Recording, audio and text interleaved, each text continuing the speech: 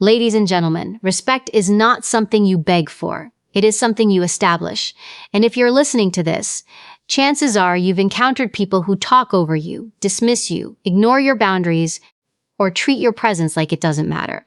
And here's the truth most people don't want to accept. Disrespect rarely starts loudly. It starts quietly, in small moments you chose to ignore, in small boundaries you failed to enforce, in small signals you allowed others to misread. People don't test what they believe is solid. They test what they think is flexible. So before we talk about how to deal with people who don't respect you, you need to understand something deeper. Respect is communicated long before it is demanded. Through your voice, your silence, your reactions, your standards, and most importantly, what you allow to continue. Because once someone learns they can cross a line with you without consequence, they will not stop at one line. Now let's break down how you take that control back. When someone disrespects you, the first instinct most people have is to react emotionally, to explain themselves, to defend their worth, or to try harder to be understood. But in reality, that reaction often does the opposite of what you intend. It gives power to the very behavior you are trying to stop. Because attention is not neutral. Attention is reinforcement. When you give someone emotional energy in response to their disrespect, you are still engaging with them on their terms, not yours. Disrespect often survives because it is unintentionally rewarded. A sarcastic comment gets a long emotional explanation. A dismissive tone gets repeated attempts to be heard. An interruption gets frustration, raised voices, or over-justification. In each case, the other person learns something important. They can shift your emotional state. And once someone realizes they can control your reaction, they are no longer testing your respect level. They are testing how far they can go before you stop them. Most people never realize that their strongest emotional responses are being interpreted as permission rather than protest. The real shift begins when you understand that your reaction is a form of currency.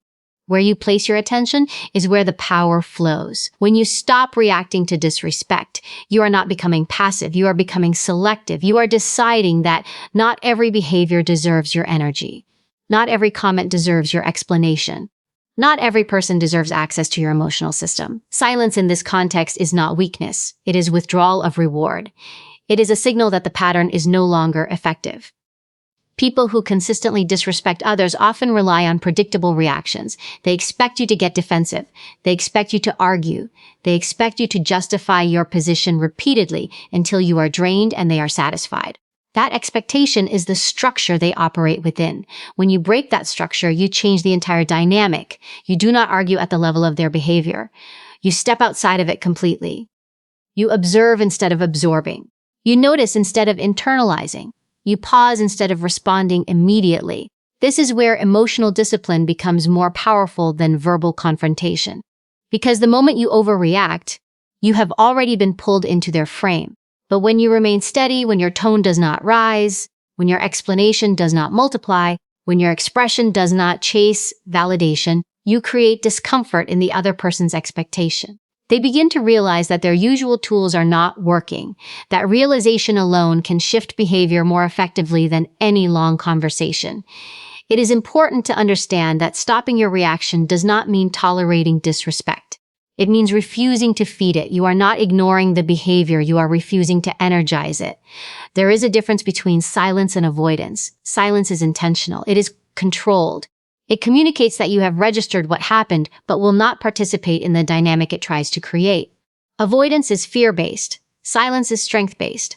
One gives power away. The other reclaims it. In many cases, people escalate when they do not get a reaction because they are used to one. They may push harder, repeat the behavior, or try different forms of provocation. This is where consistency matters. You cannot selectively stop reacting one day and then emotionally engage the next. That inconsistency teaches them that persistence eventually breaks your boundary. But when your response remains stable, calm, and unchanged, the behavior begins to lose its reward structure. There is also a deeper layer to this. When you stop reacting to disrespect, you are not only changing how others treat you, you are changing how you see yourself in that moment. Because every time you react emotionally to being undermined, you are subtly reinforcing the idea that your value is negotiable, that someone else's opinion can destabilize your internal state. But when you remain composed, You are reinforcing something different, that your self-worth is not on trial, that your emotional balance is not dependent on external validation, that you are not available for manipulation through pressure or provocation. Over time, this changes the type of people who continue to engage with you. Those who are used to emotional control will find you unresponsive to their usual tactics. Those who rely on dominance through reaction will lose interest. And those who respect boundaries will begin to take you more seriously because they can no longer predict or exploit your emotional responses. This is not about becoming cold or detached. It is about becoming intentional, choosing when to engage and when not to, choosing what deserves your response and what does not. Because once you stop feeding disrespect with attention, you begin to starve it of its influence. And in that space, respect either adjusts or disappears. Boundaries are not something you announce to the world in a dramatic way. They are not speeches. They are not emotional warnings repeated over and over. A boundary is a standard you decide for yourself, and then enforce through behavior, not negotiation. Most people misunderstand this and believe that setting a boundary is about making others agree with it. In reality, boundaries are about what you will tolerate, not what you can convince someone else to respect.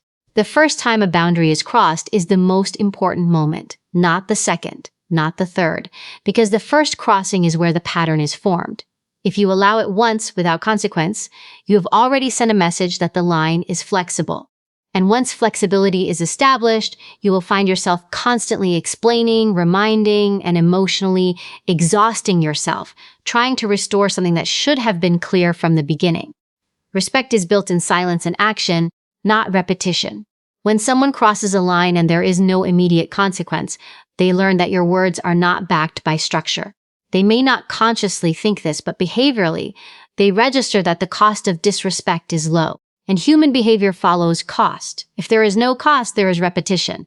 If there is no resistance, there is escalations. This is why timing matters more than intensity. People think strong boundaries are about strong reactions, raising your voice, giving long explanations, expressing disappointment. But intensity without enforcement is still weakness. It is emotional expression without structural change. A real boundary is calm, direct, immediate, and followed by action that does not require repeated discussion. For example, if someone speaks to you in a disrespectful tone and you continue the conversation as if nothing happened, you have already trained them that the tone is acceptable. If someone interrupts you and you allow the conversation to continue without addressing it, you have taught them that your voice can be overridden. If someone dismisses your time, your effort, or your presence, and you continue to engage without adjustment, you have communicated that your limits are optional. The correction does not need to be emotional. In fact, emotional correction often weakens the message. A calm pause, a simple stop in engagement, or a clear statement followed by silence is often more powerful than a long explanation, because explanation invites debate. Silence after clarity creates finality, and people adjust faster to finality than to negotiation.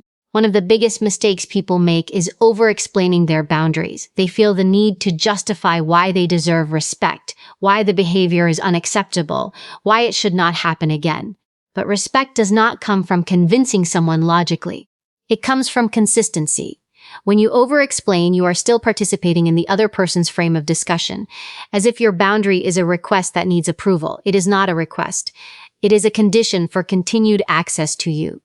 The moment you treat your boundary as a negotiation, you lose control of it, because negotiations invite counter-arguments. They invite minimization, they invite delay, and delay is one of the most effective ways people maintain disrespect without facing consequences. They agree verbally but continue behaviorally. They acknowledge your feelings but do not adjust their actions. And slowly, your boundary becomes something you talk about, not something you enforce. Enforcement does not require aggression. It requires follow-through. If a line is crossed, you adjust your access. You step back. You disengage. You change how much of yourself is available in that dynamic. Not as punishment, but as alignment. Because every relationship operates on access, and access without respect creates imbalance. When respect is not present, access must change accordingly. What makes this difficult for many people is the discomfort of being misunderstood in the short term. When you enforce a boundary, especially for the first time, people who are used to your flexibility may react with surprise, resistance, or even guilt tripping. They may test you again to see if the boundary was real or emotional. This is the moment where most people weaken. Not because the boundary was wrong, but because they cannot tolerate the temporary tension that comes with change. But boundaries are not proven in calm situations. They are proven when they are tested. And every time you hold the line without bending, you are not just correcting behavior in others, you are reinforcing internal certainty in yourself. You begin to trust your own standards more than other people's reactions to them. Over time, consistent enforcement reshapes your environment. People begin to adjust their behavior around you because they understand there is a structure in place. Not because you demanded respect through force, but because your presence carries clarity. And clarity is far more powerful than intensity. It removes confusion. It removes ambiguity. It removes the possibility of repeated testing.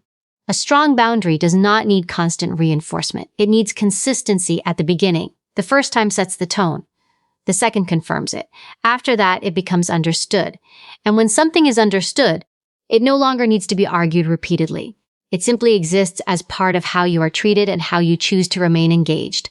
Calm communication is often misunderstood as being soft, passive, or less effective, but in reality, it is one of the most controlled and strategic forms of strength in human interaction. When people feel disrespected, the natural instinct is to correct the other person emotionally, to raise the voice slightly, to add emphasis, to explain more, to push harder for understanding. But that reaction usually shifts the conversation away from resolution and into competition. Who is louder? Who is more right? Who can dominate the emotional tone of the moment? And in that space, respect is not restored. It is lost further. When you communicate calmly, you are not reducing your authority. You are removing unnecessary emotional noise that weakens your message. A calm voice carries clarity because it is not trying to convince through intensity. It is delivering information without desperation. And people respond differently when they sense control rather than emotional pressure.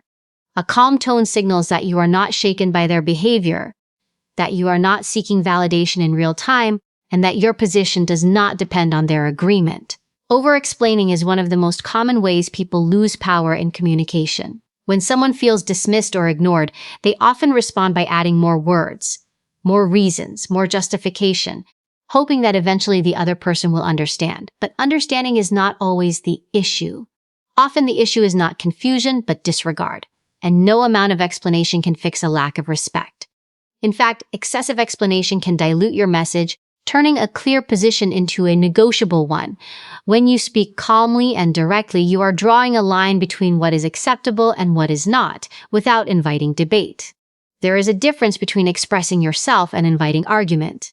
Calm communication expresses. Emotional communication invites struggle.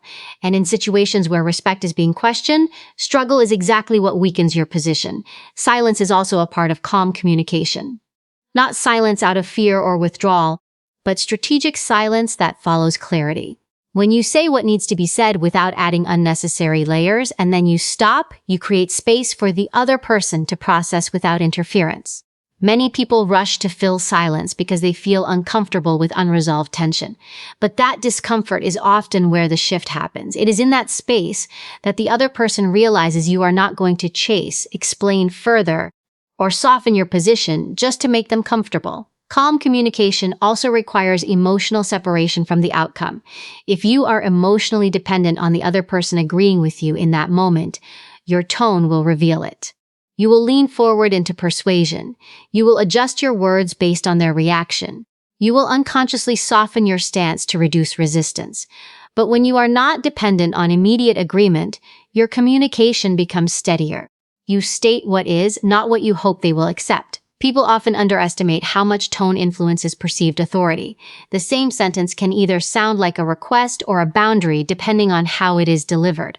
A calm, steady tone communicates finality. It does not invite negotiation unless you choose to open that door. It signals that your words are intentional, not reactive. And when people sense intention, they tend to adjust their behavior more carefully. Another important aspect is pacing. When you slow your speech, you automatically reduce emotional escalation. Fast speech often comes from urgency, and urgency can be interpreted as insecurity or emotional agitation. Slower, controlled pacing communicates that you are in control of your internal state. It gives weight to your words. It forces attention rather than competing for it. There is also power in choosing not to match the emotional level of someone who is being disrespectful. If someone is dismissive, sarcastic, or aggressive, matching their energy pulls you into their emotional environment. Calm communication keeps you outside of it. You are not absorbing their tone and reflecting it back. You are maintaining your own standard of expression regardless of theirs. This creates a psychological imbalance that often leads the other person to either de-escalate or reveal more of their behavior. Importantly, calm communication is not about suppressing emotion. It is about regulating it. There is a difference between feeling something and allowing it to control your delivery. You can feel frustration, disappointment, or even anger internally, but still choose to express yourself in a controlled manner. That control is what separates reaction from communication. Reaction is immediate and often unfiltered. Communication is deliberate and structured. Over time, people begin to associate your calm tone with seriousness. They learn that when you speak in that manner, it is not casual, it is not flexible, and it is not something to be brushed aside. This changes how your words are received even before you enforce consequences. Because consistency in communication builds credibility. And credibility reduces the need for repetition. In environments where disrespect has become normalized, calm communication acts as a disruption. It interrupts the expected pattern of emotional escalation and replaces it with stability. And stability is harder to challenge than chaos, because chaos invites engagement while stability forces adjustment.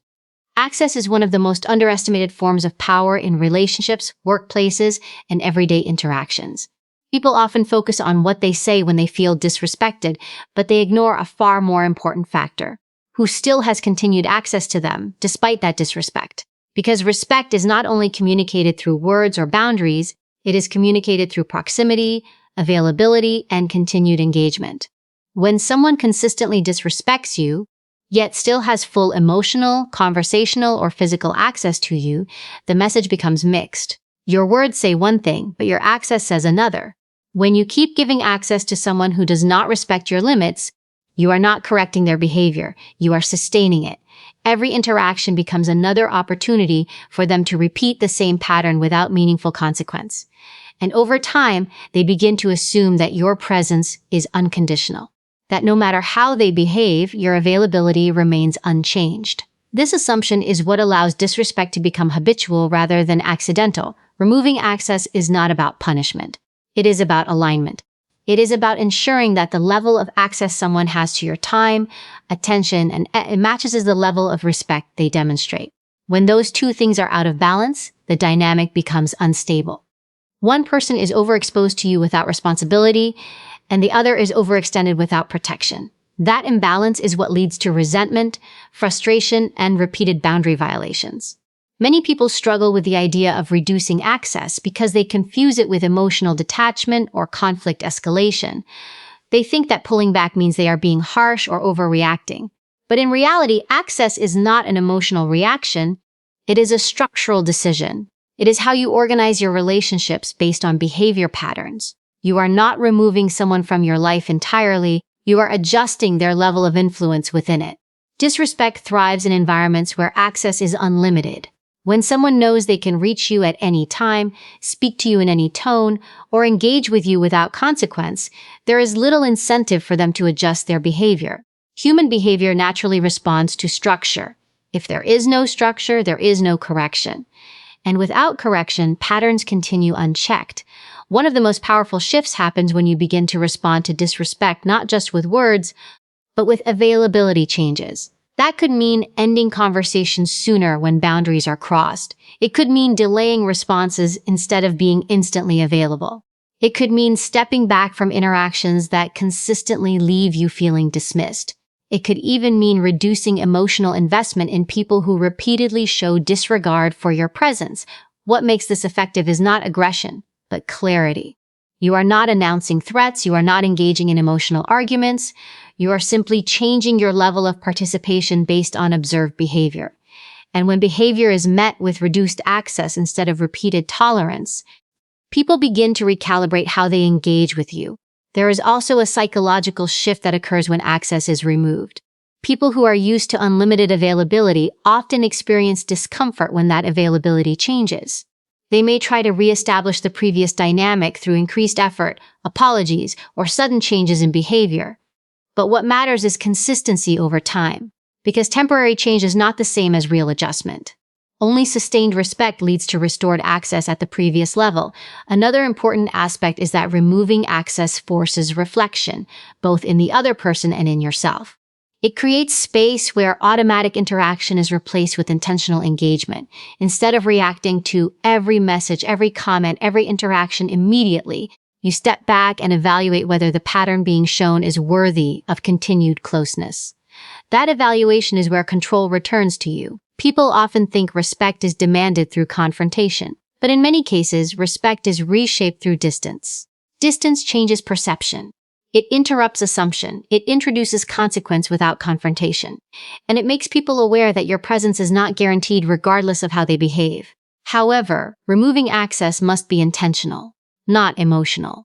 If it is driven by anger, it becomes reactive and unstable. If it is driven by clarity, it becomes consistent and powerful. The goal is not to create emotional turbulence, but to create behavioral awareness.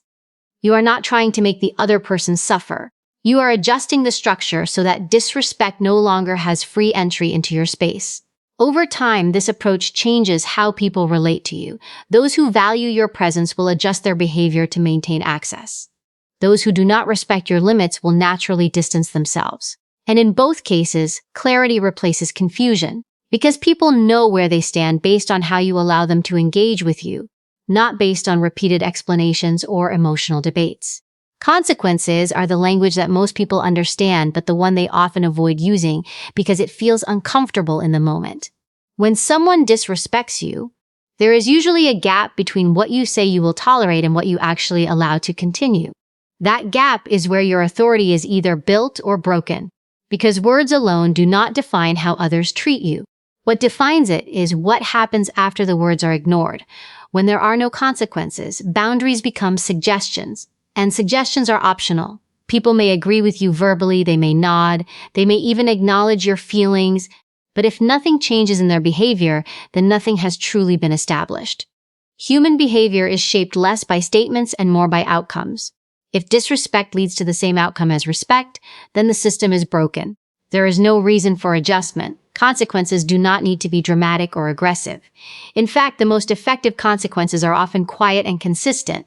They are not designed to punish, but to correct imbalance. The purpose is not to create fear, but to create awareness, because awareness changes behavior faster than emotion does.